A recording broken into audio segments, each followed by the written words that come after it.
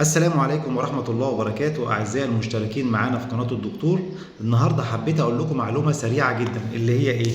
دلوقتي لو عندنا طفل في البيت قسنا الحرارة لأنها سخن شوية بالمعنى بالترمومتر أهو، لأن الحرارة سخن الطفل مثلا حرارته معدية ال 38.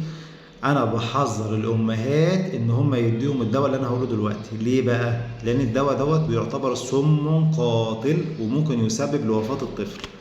ايه هو بقى الدواء اللي الامهات المشكله اللي بتقع فيها وبتروح تدي الاطفال الدواء دوت؟ في امهات كتير بيروحوا خصوصا في الارياف وفي المناطق النائيه، تروح الام اللطيفه اللذيذه تروح تدي ابنها قرص اسبرين وهو سخن، يقول لك القرص الاسبرين ينزل الحراره. انا عاوز اقول لها ان قرص الاسبرين دوت ممكن يعمل لنا مشكله كبيره جدا ويدخل الطفل في حاجه اسمها ريس سندروم او متلازمه ري.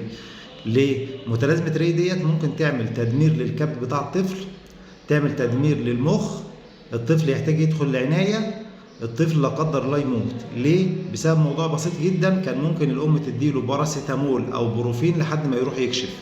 يبقى احنا دلوقتي أنصح أي أم ابنها سخن اوعي تديله اسبرين يا ست الكل، خصوصا الأطفال من سن 4 سنين ل 12 سنة. اوعي تديله اسبرين، بالله عليك اوعي تديله اسبرين، لأن الاسبرين ده ممكن يموته. ودي كانت معلومه بسيطه النهارده حبيت اقولها لكم، بيقع فيها كثير من الامهات، فيا ريت اي ام عندها اي طفل سخن ما تدلوش اسبرين خالص. ودي كانت معلومه سريعه كده حبيت اقولها لكم النهارده مع الدكتور خليفه مختار خليفه، اخصائي الكبد والجهاز الهضمي والحميات. والسلام عليكم ورحمه الله وبركاته.